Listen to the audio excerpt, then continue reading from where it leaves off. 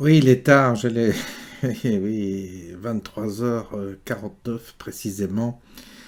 Et bah, on suit l'actualité puisque il se passe des choses extrêmement graves en ce moment. Je, je, je pèse mes mots, hein, c'est très très grave ce qui se passe. On est en train d'avoir à la tête de notre pays quelqu'un qui prend des décisions seul dans son coin, qui entraîne la France dans un conflit. Et là, il vient de dire une chose que vous allez entendre de vos propres oreilles, que l'envoi de troupes n'est pas exclu, troupes françaises.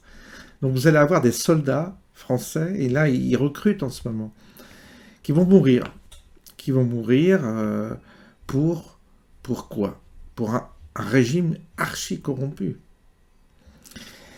Ça va très très loin ce qui se passe. Je pense que beaucoup n'ont pas pris la mesure de ce que nous avons à faire. Quand je dis beaucoup, ceux, évidemment, ceux qui m'écoutent sont conscients, je le vois à travers les messages. Mais si vous regardez autour de vous, comme moi, si vous testez, et les gens sont à milieu d'imaginer que on va rentrer en guerre contre la Russie. Ils sont à milieu. Il a parlé des missiles aussi. Ça, je vous le réserve pour la suite. On parlait de missiles aussi, hein, d'un accord pour envoyer des missiles longue portée. Hein, formidable. Hein. Donc on va frapper la Russie avec des missiles qui nous appartiennent. Les Russes vont se laisser faire. C'est évident. Les Russes vont laisser faire. Ils ne vont pas intervenir. Ils vont se laisser bombarder par nous et ils ne réagiront pas. Ça, il faut que... Ils ont peur de nous, les Russes. Poutine a peur de nous. Voilà. Qu'est-ce que je peux vous dire? Écoutez, il suffit d'entendre. Sur la première question, tout a été évoqué ce soir de manière très libre et directe.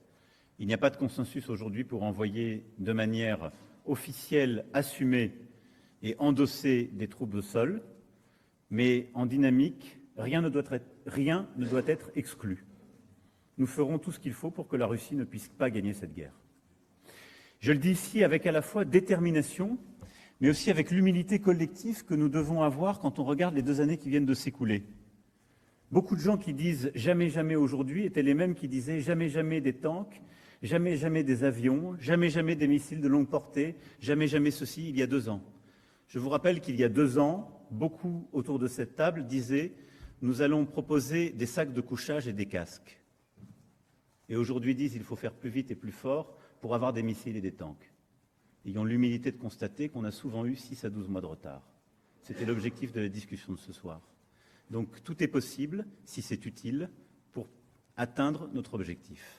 Il faut arriver à imaginer ce que cette phrase veut dire. Est-ce que on veut que des soldats français aillent mourir en Ukraine? Parce que moi, j'entends dire la seule question, elle est là. On peut se poser la question de la popularité d'une annonce comme celle-là. J'entends dire oui, mais on n'ira pas tout seul, on ira avec l'Europe. Pardon, mais les années qui viennent de s'écouler nous ont montré qu'en Afrique, par exemple, quand il s'agissait de s'engager avec l'Europe, eh ben, c'est la France qui était devant. Les autres lui disaient on vous rejoint, on arrive. Et en réalité, il n'y avait que les troupes françaises. L'Europe faisait la guerre par troupes françaises au sol interposées. Donc c'est vrai que c'est pas seulement un sujet européen, c'est un sujet proprement français avec des questions concrètes. La guerre, c'est pas une vue de l'esprit. La guerre, c'est quelque chose d'extrêmement précis. Et puis il y a du pratico-pratique.